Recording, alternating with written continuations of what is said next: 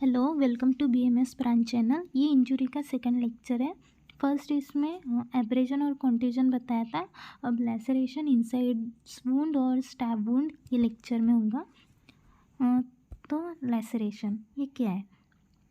तो जो एब्रेजन और कॉन्ट्यूजन था वो हार्ड ब्लंट ऑब्जेक्ट से हो रहा था और लैसरेशन भी हार्ड ब्लंट ऑब्जेक्ट से होता है।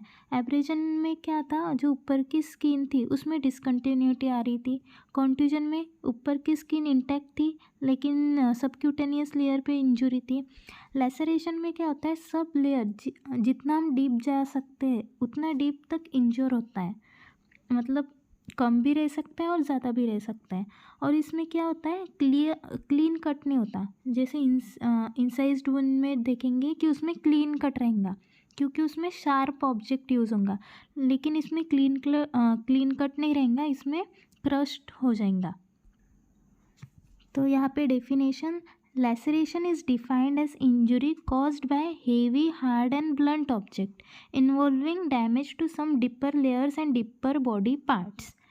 इसके कैरेक्टरिस्टिक क्या है, यहाँ पे कुछ दिया है कि किस किस से लैसरेशन हो सकता है, उसके कैरेक्टरिस्टिक्स में क्या आएगा, नेचर, वेपन, हीमरेजेस है कि नहीं, और साइट लोकेशन, शेप, ये सब आएगा। तो वेपन कौन सा है, heavy, hard and blunt object. Nature क्या, इसमें डीपर लेयर इसमें इन्वॉल्व होती है। बोन का फ्रैक्चर भी हो सकता है। Hair and hair bulbs crushed, nerves crushed होते हैं और उसकी वजह से पैरालिसिस भी होता है।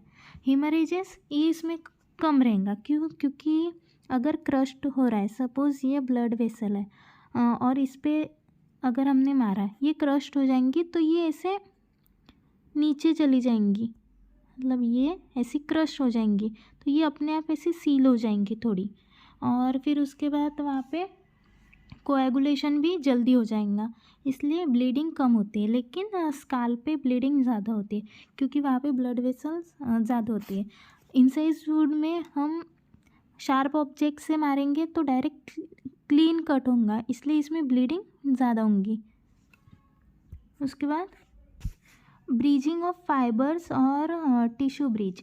तो सपोज़ इसमें एक्सप्लेन के लिए आम का एग्जांपल लेते हैं। तो अगर आम को हमने काटा, अगर इसको काटा तो एकदम क्लियर ऐसी स्लाइस इसकी मिलेंगी, लेकिन अगर ये उसका छिलका हमने ऐसे लिया और ऐसे खींचा तो ऐसे टिश्यू के ऐसे ऐसे बैंड दिखेंगे।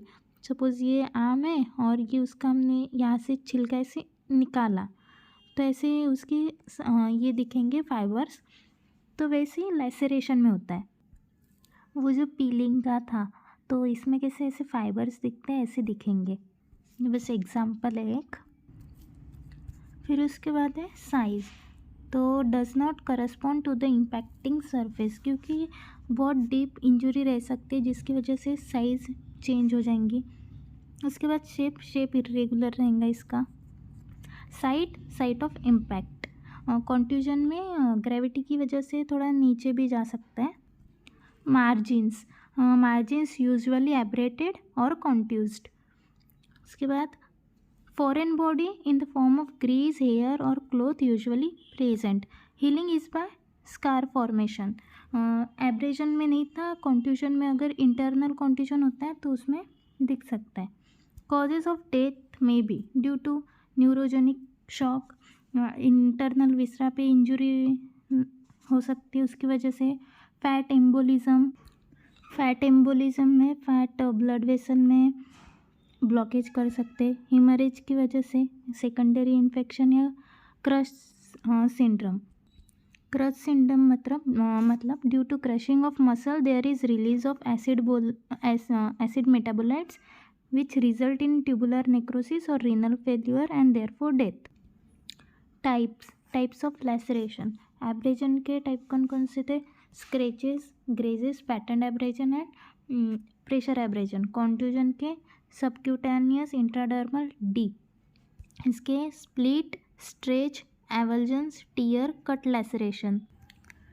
टाइप्स ऑफ लैसरेशन में split, stretch, stretch, avulsion, tear, cut laceration, उसमें स्प्लिट में क्या होगा, डायरेक्ट ऐसे दिख जाएगा, मतलब ऊपर से ब्लंट ऑब्जेक्ट से मार रहे, नीचे भी बोन है या हार्ड सरफेस है, बीच में सॉफ्ट टिश्यू है, तो इस पर मार रहे तो डायरेक्ट स्प्लिट हो जाएगा।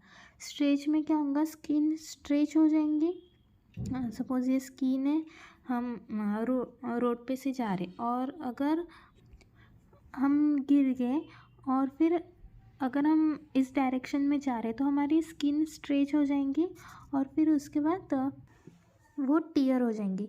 एवल्जन्स में क्या होता है, स्किन ऐसे पूरी निकल जाती है। सपोज अपना हैंड है और इस पे की जो स्किन है हम ऐसे खींच रहे और खींचते हुए वो ऐसे निकल गई, या उसका एक मतलब थोड़ा ऐसे कोई उसका पोर्शन ऐसे निकल गया, तो उसे बोलेंगे एवल्जन्स। सपोज इसका एग्जाम्पल के लिए, अगर किसी दीवार पे हमने स्टिकर ऐसे चिटकाया और वो ऐसे निकाल दिया तो उसे बोलेंगे एवल्जन। स्ट्रेच में हमने इधर से खींचा और ये ऐसे बीच में से टूट गया थोड़ा, स्ट्रेच की वजह से वो दीवार पे ही चिटका रहेगा, लेकिन वो यहाँ पे स्ट्रेच होके वो टूट गया। और एवल्जन्स में क्या हो रहा है, हम इसे निकाल रहे।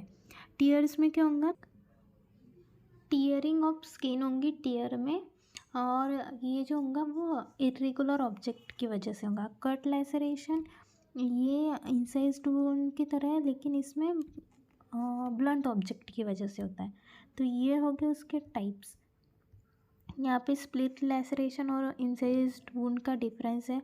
तो स्प्लिट लैसरेशन में सब क्रश्ड होगा, इसमें इंसाइज्ड वुंड में सब कट होगा। और स्प्लिट लैसरेशन में वेपन हार्ड ब्लंट होगा, इंसाइज में शार्प रहेगा।